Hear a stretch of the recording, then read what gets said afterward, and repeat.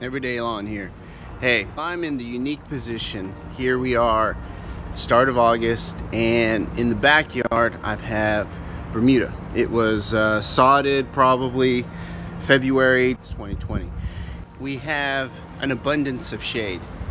As you can tell, we are very covered by these massive historic trees, none of which are actually on my property. I digress. The Bermuda has struggled all year long, and that's partially my fault. I've been keeping the height of cut a little too short, which you're not supposed to do when your Bermuda grass is already struggling to grow with shade coverage, such as I have.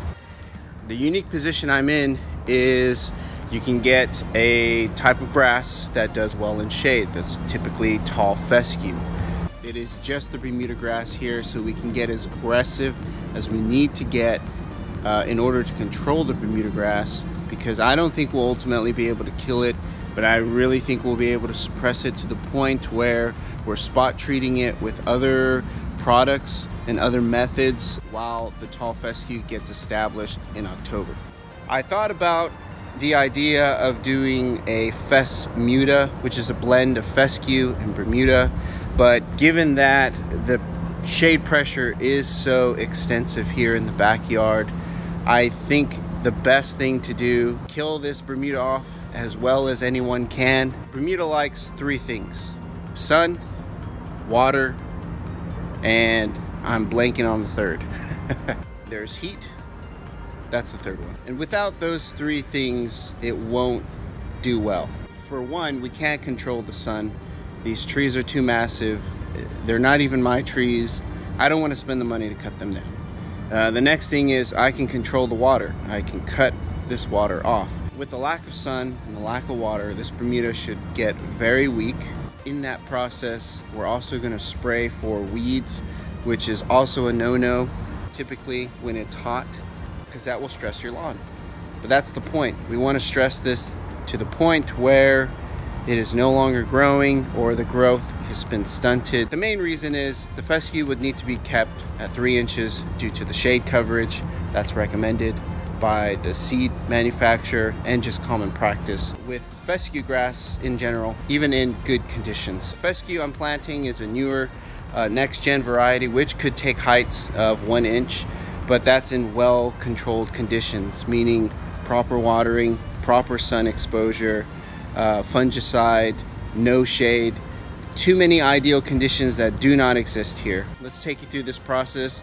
My attempt, there's no fescue in here yet. It's just the Bermuda, and we're gonna try our best to suppress and kill this Bermuda. Let's check it out.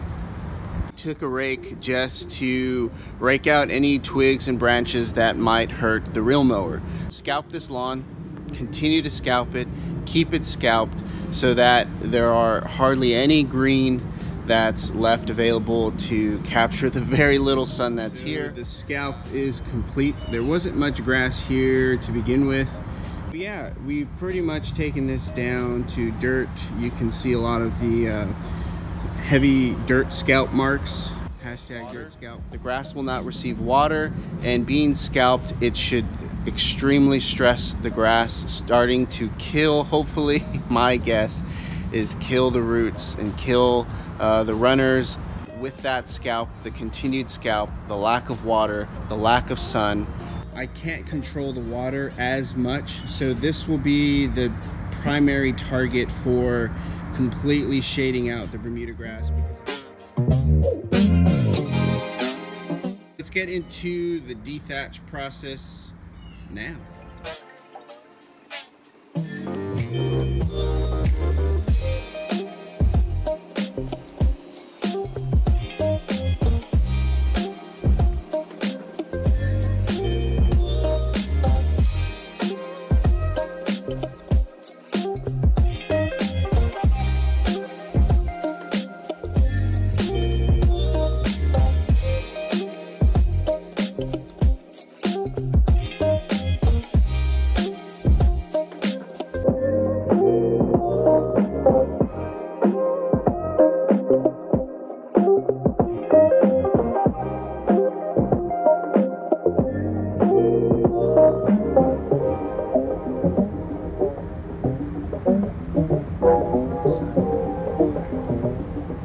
I don't know. Can't think of it.